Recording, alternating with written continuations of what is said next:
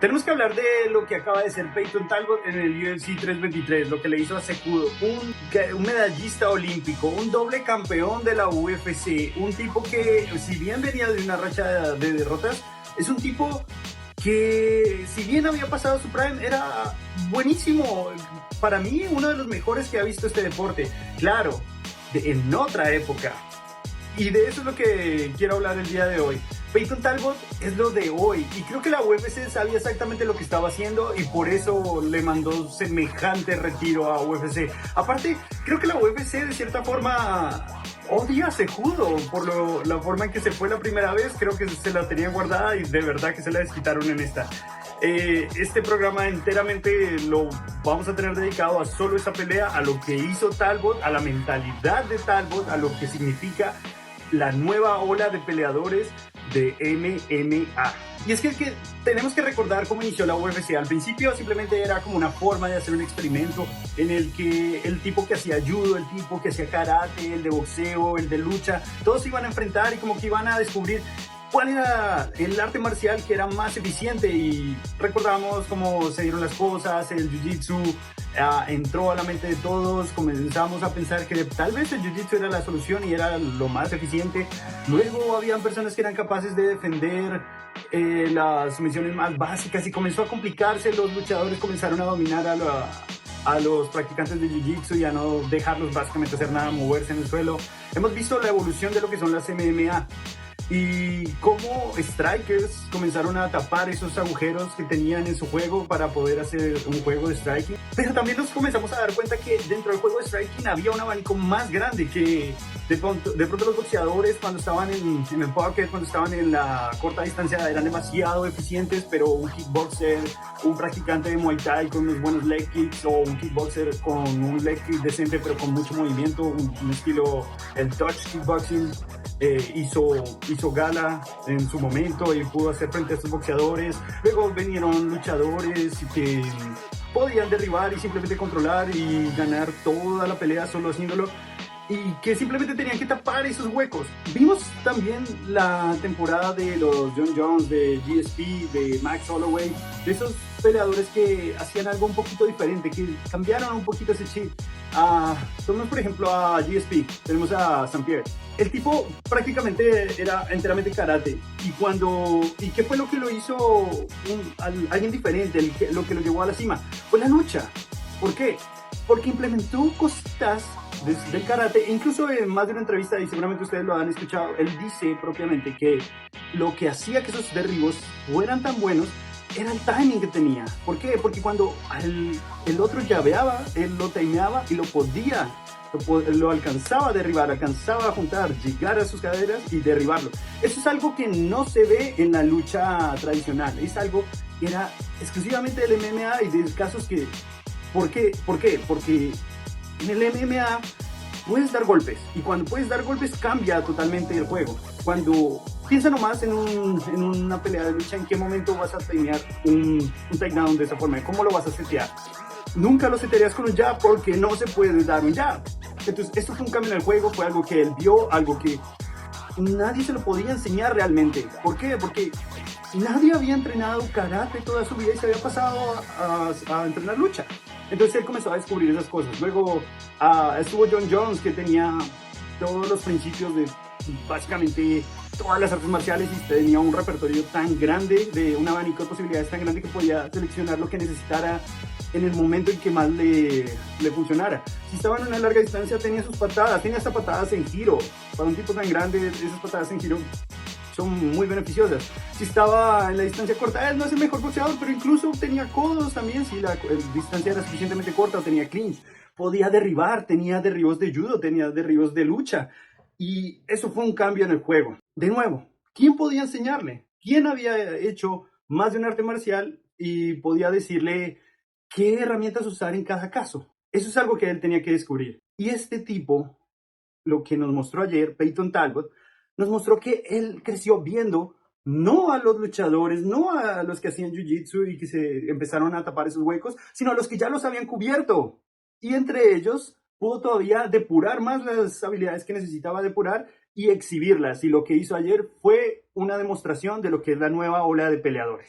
Ahora, hablando un poquito más propiamente de Peyton Talbot, Peyton tiene una mentalidad un poco especial, un poco diferente. Algo lo que podríamos decir que es la mentalidad de aprendiz. Pero, ¿qué es esa mentalidad? Bueno, pues lo que pasa es que el tipo tiene la capacidad de hacer cosas que no ha visto antes. ¿Por qué? Porque lo que entiende es conceptos. Así es como lo veo. El tipo ha entrenado varias artes marciales, ha entrenado con especialistas en cada materia y cada uno tiene su forma de entender el juego, ¿no? No es igual la forma en que el clinch de Muay Thai no es el mismo clinch de Judo o el de Jiu-Jitsu, porque las posibilidades son diferentes. Pero Peyton ha entrenado con todos estos especialistas y ha generado conceptos en su cabeza que hace que tenga un número más grande de posibilidades, y no es porque él realmente sea especial, claro, es un tipo talentoso, pero es porque ha entrenado con estas personas y son situaciones que no habían exactamente hace unos años. Entonces va a salir con soluciones diferentes, soluciones nuevas. Esto es lo que es. Además, esa mentalidad de aprendiz lo que te permite es utilizar lo que sabes para hacer lo que quieres hacer. Esa es la gran diferencia, y creo que ese es el punto clave, lo que demostró Talbot. No tiene miedo a equivocarse, él tiene más miedo a no mejorar, a no aprender, a no investigar, que a equivocarse. El objetivo de este tipo no es no fallar. Es lo que pasa con la mayoría de peleadores a este nivel, y no los culpo, y probablemente tú y yo seríamos de otra manera, no tendríamos, y por eso es especial este tipo, y es algo que nosotros tenemos que aprender. Este tipo no tiene ese miedo de hacer las cosas diferentes a lo que te dijo tu coach, sino utilizar lo que ya aprendiste para dar tu propia solución. El tipo no tiene miedo a fallar, lo que tiene miedo es de no mejorar.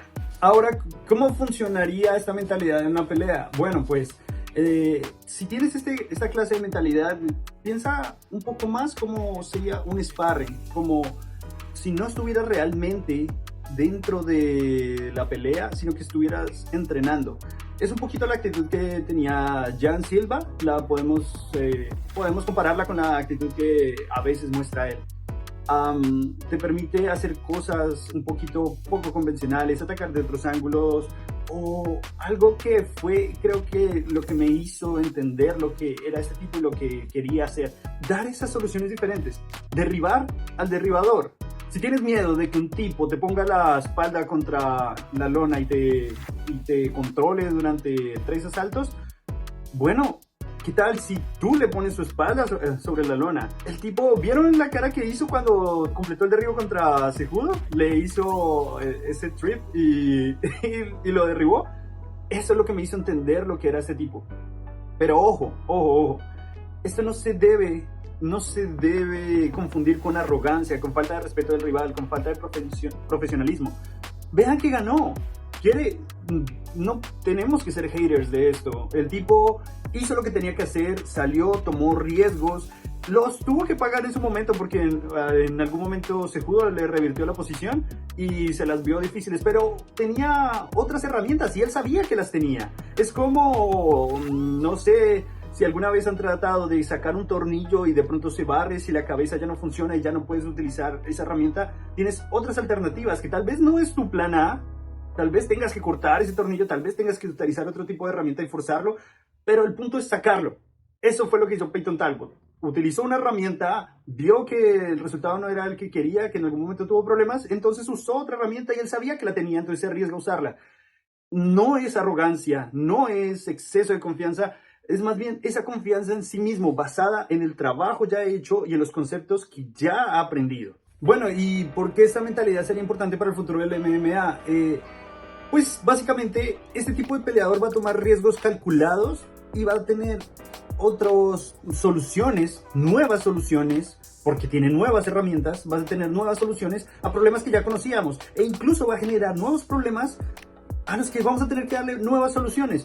Piensen por un momento en lo que significó Dominick Cruz cuando llegó al campeonato. Era algo diferente, era algo que no habíamos visto, se salió un poquito de la norma y fue lo que lo llevó hasta ese punto. Luego vino TJ Dillashaw y lo perfeccionó un poco más, pero tuvo que haber un Dominick Cruz para que hubiese un TJ Dillashaw. Bueno, pues hoy tenemos a Peyton Talbot y lo mejor es que lo disfrutemos mientras los tengamos. Este tipo de jóvenes van a ser mucho más difíciles de leer, mucho más difíciles de entender, pero nos va a dar algo nuevo. Piensen un poco en cómo se crearon las artes marciales en un principio. Tuvo que haber habido alguien que mientras tuvo ensayo y error, perfeccionó una técnica, entendió qué era lo que funcionaba y comenzó a depurarlo. Bueno, el MMA cada vez se encamina más en una vía en la que vamos a entender qué funciona, qué no funciona y vamos a dejar de lado todas esas otras cosas. O tal vez no sea nuestra herramienta principal. Piensen en la pelea de Blachowicz. En el momento que se vio debajo de Guskov y lo estaban golpeando, él no pensó, o creo que realmente nunca pensó que iba a terminar esa llave de talón con a Guskov. Pero era una de las herramientas que tenía, que estaba en su cabeza y que utilizó para tratar de salir de la posición o al menos aguantar la tempestad, aguantar ese ratico, ese mal momento que le estaba haciendo pasar Guskov. Bueno, este tipo de herramientas no existían antes y cada vez las utilizamos más, o por lo menos en las mejores situaciones.